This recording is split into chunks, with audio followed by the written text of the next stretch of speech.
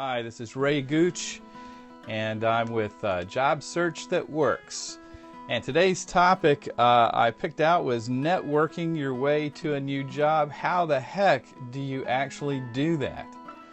So I'm going to take just a minute and let you know that yesterday was my anniversary, my 36th anniversary, and I had a wonderful time. Hi, R. Nicolef. I'm sorry I didn't pronounce your name incorrectly. Stefano, thank you for joining. Carly and LAPA90, thank you for joining. My name is Ray Gooch. I'm with Job Search That Works, and I'm here to help with questions regarding you're looking for a new job, whether you like what you're doing and just needing another one. Good morning. And or if you are if you're in between positions and you need to be out there looking for another job, I'm going to address a couple of things about networking this morning, and I'll also take your questions. I had a great time on my 36th anniversary last night. A wonderful wife, and I'm extremely grateful for it. But I'm also grateful that it's Friday, and I'm going to take a deep breath after the day today and just enjoy the weekend. I hope you guys are going to be able to do the same thing. Let's see, Shabia, thank you very much for joining. It's nice to have you. Now, the topic I picked for today was regarding those uncomfortable networking situations, and I know you probably hear it over and over again that in order to get a good position, it isn't a matter of responding to job ads online. It's really a matter of meeting people that are in positions to hire you. And that requires you to, get out and shake hands. One of the things that a lot of us are uncomfortable with is how we actually step into those situations and meet people that we're unfamiliar with. Does anybody have a problem with that? You guys, whenever you're out job hunting, and to know where you go to job hunt. Well, networking happens whether it's at the grocery store or whether it's at your place of worship or whether it's in a volunteer activity. It happens anywhere. Not only do you go to job fairs, but I also like to send people over to business expos. There's a big difference between a job fair and a business expo. One of the principles that I teach people that I work with is that job fairs are filled with human resource professionals, and a lot of times that's a department that can really hold you back in one sense because they're screening people out. They're taking a look at exactly what they want to see in an employee, and if they don't possess that particular background, then you sort of go in a database and they never see again. Hiring managers, on the other hand, are people that are looking to screen people in. They're always looking for people to come onto their staff. So I try to make people aware that the job fairs out there are staffed with a lot of HR people, human resources professionals, and where they're useful and beneficial. I think that your most beneficial time is going to be spent in a business expo. That's where companies are coming to sell things. Now think about it for a second. Who is at a business expo to sell their product or get exposure for their company? Salespeople. Salespeople love to talk.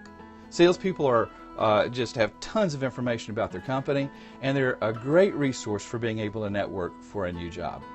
But I don't want to get sidetracked too much. That's a whole other topic that we can talk about, where to go to network with people, like job seeker groups, people that are in transition. Thanks for the hearts. I appreciate it. And more of them would be appreciated too. Maybe other people can find the scope that we're doing on a daily basis. For those that have joined, my name is Ray Gooch. I'm with JobSearchThatWorks.com, and I'm here to help you guys if you're looking for a way to get a new job or a better job. If it just hasn't been cutting it what you've been doing, or you're intimidated by the whole process, let's take a lot of the fear and the anxiety out of it. Now, whenever you're networking, one of the things that are traditionally taught is a 30-second pitch or an elevator pitch. It's that sales pitch that you give to the people that you're meeting about yourself.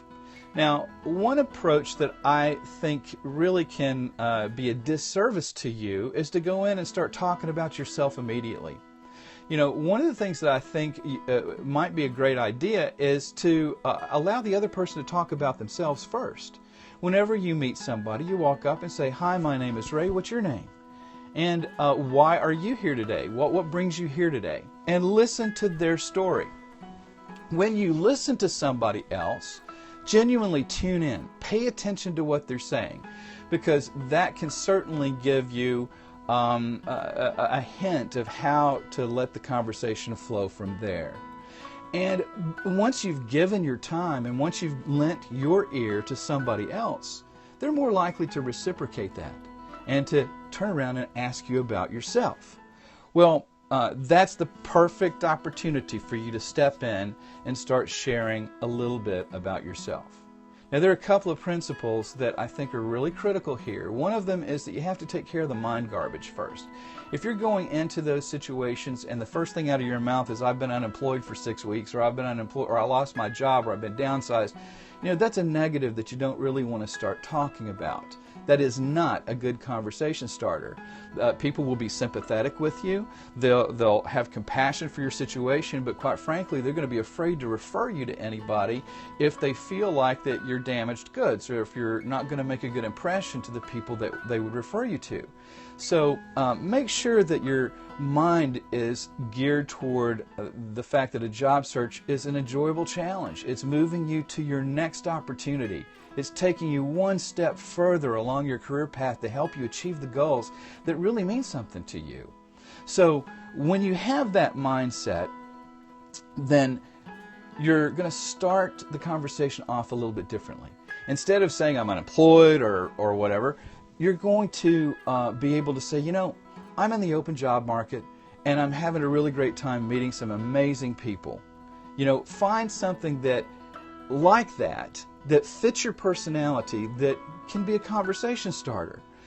Just like you just met them, and whenever you shared that they're interesting people, you're acknowledging the fact that you are meeting interesting people. You're asking them, people that you're running into, why they're there, and genuinely listening to what they have to say.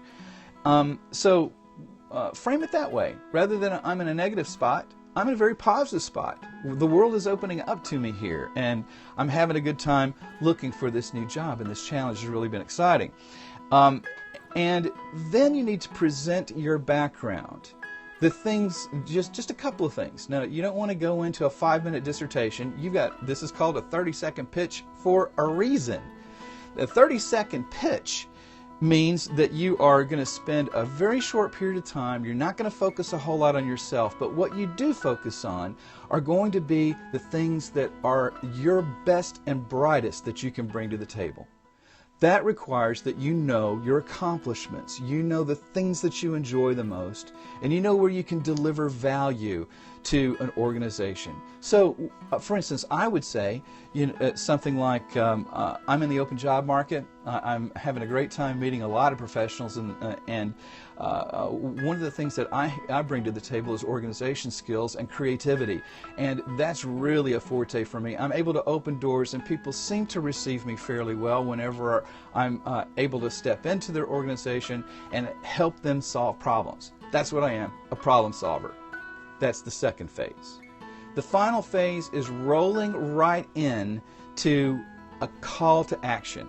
Now, a call to action is a sales term, and folks, whether you really are aware of it or not, a job search, those are sales type activities. You have to present a product. You are that product. You are the product you're trying to sell. Sometimes that's the hardest thing in the world to sell, because we oftentimes don't give ourselves credit for our value. So remember, the call to action is the final phase. It's what you want them to do with the information that they've just received about you. And I am getting a low battery signal here, so if I lose you, I'm so sorry. But I'll try to make this hurry along. The call to action is, if you know anybody that would be able to make good use of my skill sets, I would certainly appreciate that you share my background with them. So the 3 basic steps are: get the mind garbage cleared out, talk with them, ask the other person about themselves. Then you're going to be able to step in and share the most critical things, the best, the brightest things about yourself with them in just about 10-15 seconds, and then close it out with a call to action, asking them if they know anybody that could utilize your skill sets to please refer you.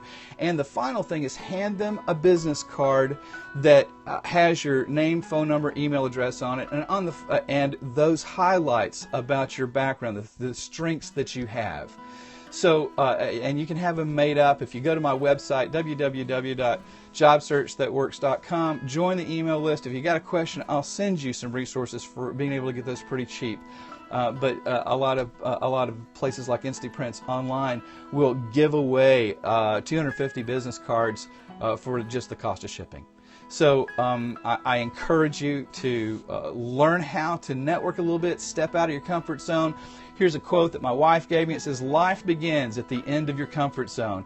And I truly believe that. And I try to live by that. Anytime that I'm feeling a little bit uncomfortable, I move one step further to try to get into a new situation that no telling what can open up. So I encourage you, step forward. Do something a little uncomfortable. Try out the networking. Try it with a friend, family. Go to a meeting somewhere where you don't know people and step out, introduce yourself, and let them tell you about themselves, and then you tell yourself about them. The website, one more time, is www.jobsearchthatworks.com. And you can subscribe to a newsletter. I've got a lot of giveaways on there. If you find one you like, go over to the podcast, listen to it. I even have a free career portal for people that sign up for that newsletter once you're in that the podcast section. That's the only place I'm giving that career portal away. So go listen today. Make use of those tools. They're free. They're there for you. And if you have any questions, please send them. I'll give, let's see, following, and I will check out the site. Thank you very much. And do you have any questions before I end or before my phone dies? If not, thanks again, and I'll see you on Monday. I'll be here about 10:30 every weekday. Take care, everybody, and have a wonderful weekend. Was this episode helpful?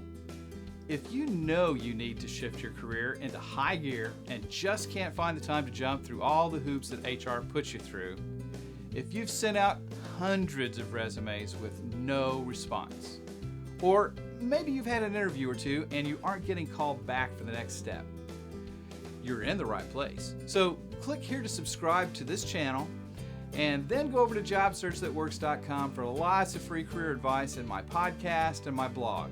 While you're there, sign up for my mailing list to receive additional job search tools you can take immediate action on. Do it today, and I'll show you how this hiring game really works. It's your future. Take charge of it.